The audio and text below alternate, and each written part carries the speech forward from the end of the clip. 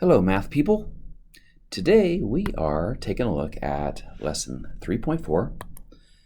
So make sure you write that at the top of your page in your math notebook. And also write the title of the lesson, Solving Equations with Variables on Both Sides.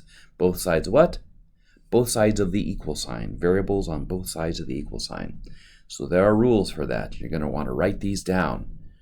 The first rule, simplify one or both sides of the equation. What does that mean? Well, that means we are going to distribute if necessary.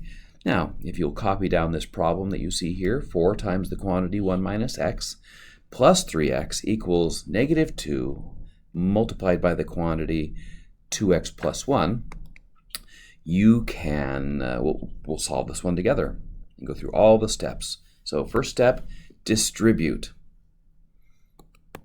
D for distribute. 4 times 1.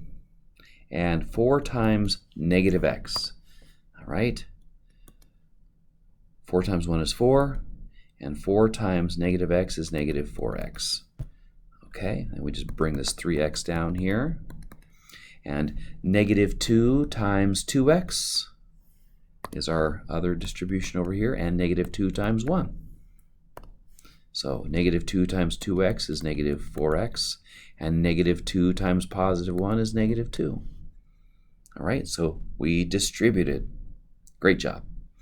Now we are going to combine like terms. C for combine like terms. All right, well, where are the like terms? In this one, on this side of the equation, on the left side, you see we have negative 4x and positive 3x. They're like terms because they have the same variable and the same exponent. They're both raised to the power of 1. So let's combine those. Negative 4x, positive 3x gives us negative 1x, or, just negative x. Negative x, and we bring this 4 down.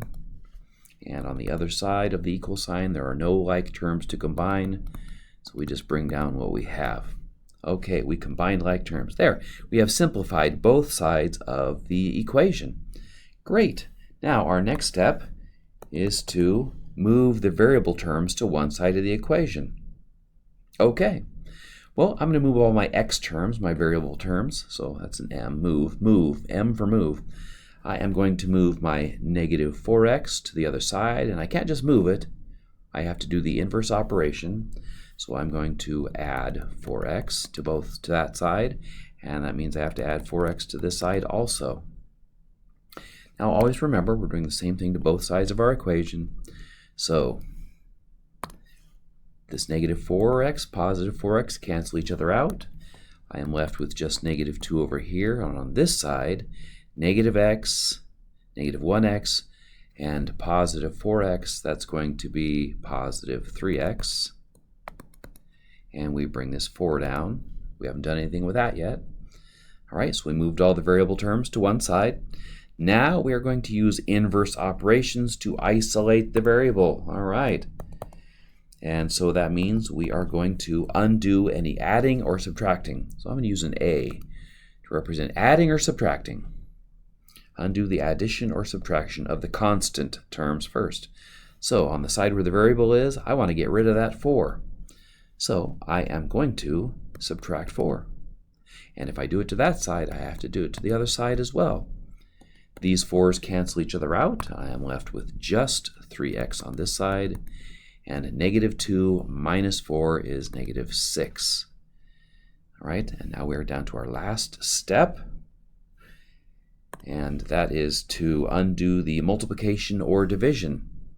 So m for multiplication or division. Going to undo that. So I'm going to undo the multiplication of 3 times my variable. I'm going to divide by 3 using the inverse operation of division. Divide by 3 on both sides. That 3 and that 3 cancel each other out, leaving me with x equaling negative 6 divided by 3 is negative 2. All right, so we have moved through all the steps of the process. We distributed, we combined like terms, we moved variable terms to one side of the equation, we undid the addition or subtraction of the constants, and we undid the multiplication or division of the coefficient, and ended up with our result. Now, let's talk about DCMAM. That has a really cool acronym. Don't call me after midnight. That's a really great thing to remember. Don't call me after midnight. That's the acronym to remember how to solve equations with variables on both sides. Distribute if necessary. Combine like terms. Move the variable terms to one side. Undo any adding or subtracting. Undo any multiplication or division.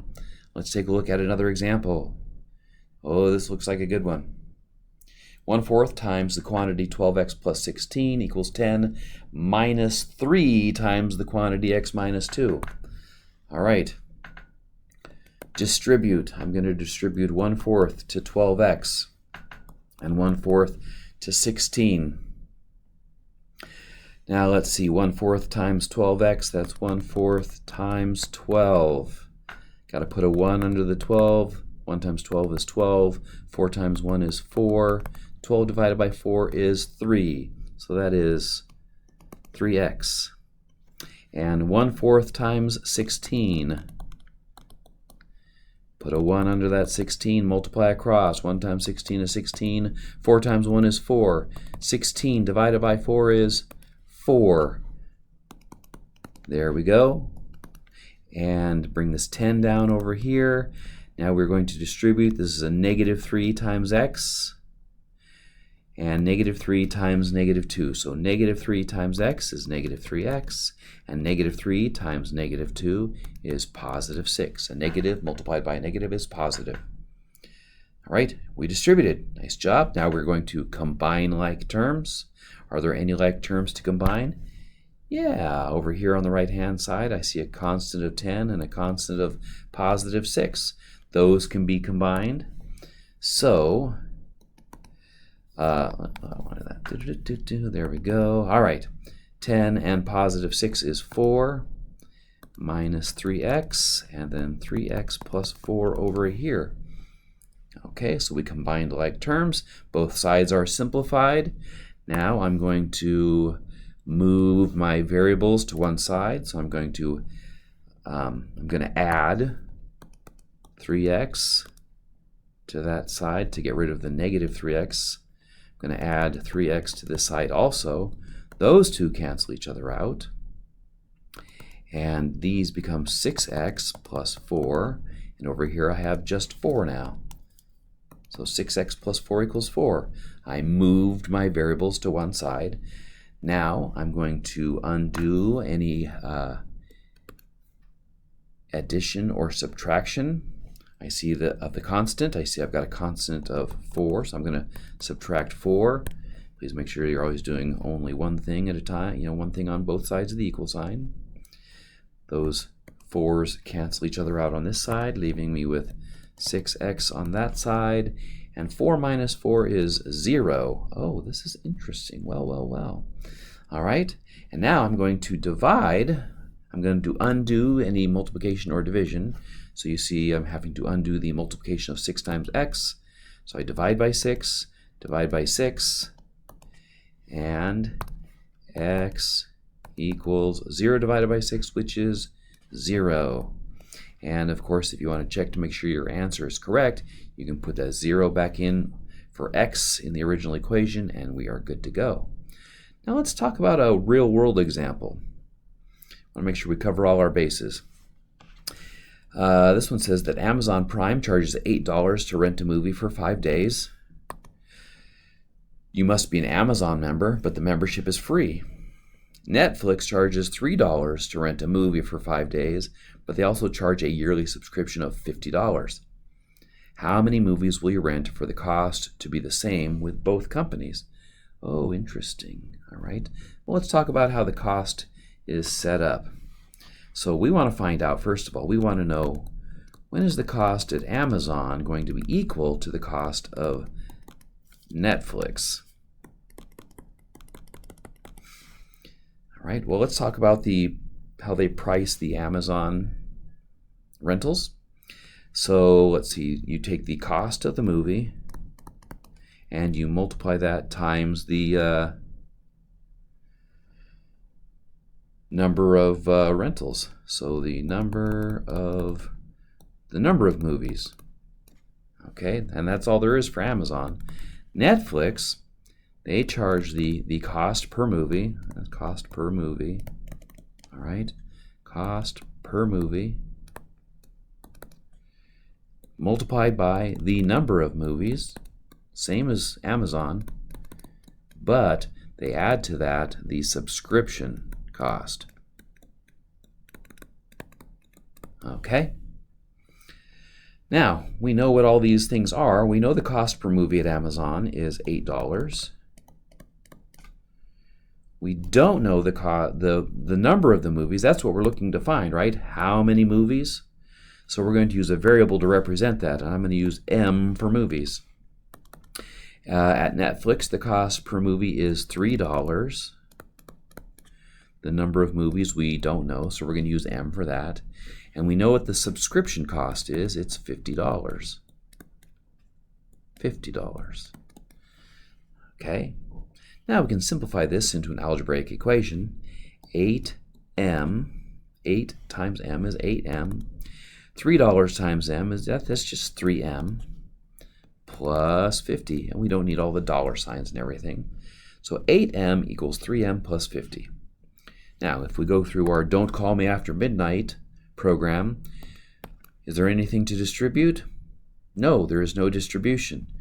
Are there any like terms that we need to combine on either side of the equal sign? No, there are not.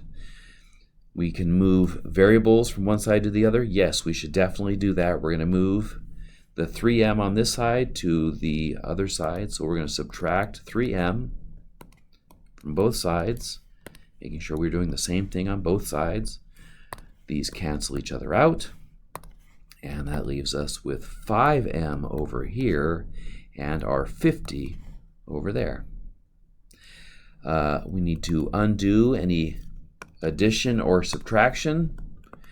There is no addition or subtraction to undo, so we're going to move on to undoing any multiplication or division.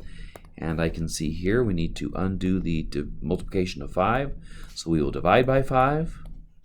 Those 5's cancel each other out, and we are left with M equaling 50 divided by 5, which is 10. M equals 10. 10 what? What does M represent? The number of movies. So it would be 10 movies. You would have to rent 10 movies from either one of those for the cost to be the same. Math applications in the real world. It's a beautiful thing. All right. Well, here are your practice problems for this lesson. You can pause the video and copy them down, or go back to the slide where you found this video and click on the practice work and copy it from there, or print it. Anyway, have a great day. Don't forget to be awesome, and I will see you next time.